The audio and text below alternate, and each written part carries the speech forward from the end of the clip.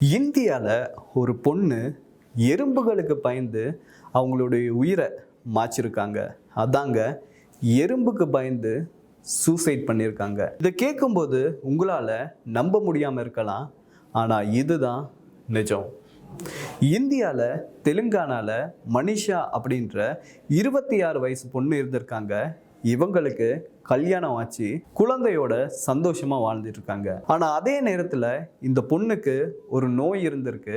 அந்த நோயோட பேரு மைர்மோஃபோபியா. இந்த நோய் பத்தி நம்மள நிறைய பேருக்கு தெரியாம இருக்கலாம்.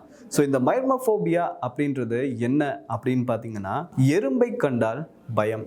இப்போ நமக்கு நிறைய பயம் இருக்கும். அதாவது இப்போ ரோட்ல போகிறோம் அப்படின்னு வச்சுக்கோங்களேன், ஒரு நாயை பார்த்தா நமக்கு பயமாக இருக்கும். ஆனால் அந்த நாய் அதோட பாட்டில் அதோட வேலையை செஞ்சுக்கிட்டு இருக்கும். ஆனால் நமக்கு மனசில் என்ன தெரியுமா தோணும், இந்த நாய் நம்மளை கடிச்சிட்டா என்ன செய்யறது, ஒருவேளை நம்மளை கடிச்சிருமோ அப்படின்னு நம்மளை அறியாமலேயே நிறைய எண்ணங்கள் வரும் இல்லையா? ஸோ அதே மாதிரியான ஒரு நோய் தான் இந்த மைர்மோஃபோபியா அப்படின்ற நோய். அதுலேயும் குறிப்பாக இந்த நோய் இருக்கவங்களுக்கு எறும்பை பார்த்தா பிடிக்காது. எறும்பு அவங்கள ஏதாவது பண்ணிடும் அப்படின்னு அவங்களுக்குள்ளேயே பயப்படுவாங்க. ஸோ இதே மாதிரியான நோயால தான் மனிஷாவும் பாதிக்கப்பட்டிருக்காங்க. இவங்க குறிப்பிட்ட சில காலமா இதுக்கு சிகிச்சை பெற்றும் வந்திருக்காங்க. இப்படி இருக்கும்போது தான் ஒரு நாள் அவங்க வீட்டில் எறும்புகளை பார்த்துருக்காங்க. பார்த்து பயந்து லெட்டர் எழுதிட்டு சூசைட் பண்ணியிருக்காங்க. அதுவும் அவங்க ஹஸ்பண்டுக்கு தான் லெட்டர் எழுதியிருக்காங்க.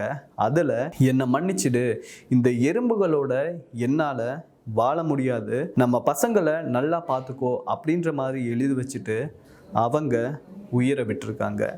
இதே மாதிரி மைர்மோஃபோபியா அப்படின்னு சொன்னல, இது குறிப்பாக எறும்பை பார்த்து பயப்படுவாங்க.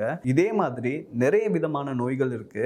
அதுலேயும் பார்த்தீங்கன்னா குறிப்பாக மனிஷாக்கு எப்படி எறும்பை கண்டா பயமோ, அதே மாதிரி சில பேருக்கு தேனீக்களை பார்த்தா பயமாக இருக்கும், நாயை பார்த்தா பயமாக இருக்கும், கரப்பாம்பூச்சியை பார்த்தா பயமாக இருக்கும். இப்படியான பயங்கள் ஒருத்தங்களை எங்கே வரைக்கும் கொண்டு வந்து நிறுத்தியிருக்கு பார்த்தீங்களா?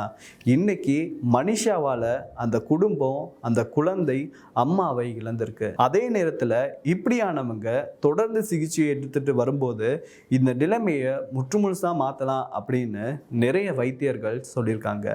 நம்மளுக்கு இந்த மாதிரி ஒரு நிலைமை இல்லாட்டியும் நம்மளை சுற்றி இருக்கவங்க சில பேர் இதே மாதிரியான நோய்களால் பாதிக்கப்பட்டிருக்கலாம். அவங்க இதுக்கு ட்ரீட்மெண்ட் இருக்கு அப்படின்னே தெரியாம நம்மளை சுற்றி வாழ்ந்துக்கிட்டு இருக்கலாம். ஸோ உங்களை சுற்றி இருக்கவங்கள கொஞ்சம் பாருங்க, அவங்களோட மனசு விட்டு பேசுங்க, அவங்க மனசுக்குள்ள என்ன இருக்கு அப்படின்றத புரிஞ்சிக்க ட்ரை பண்ணுங்க. அப்படி ஏதாவது இருந்தா உடனே அவங்களுக்கு மருத்துவ ரீதியான ஒரு தீர்வை கொடுங்க அப்படின்றது தான் எங்களுடைய கருத்து.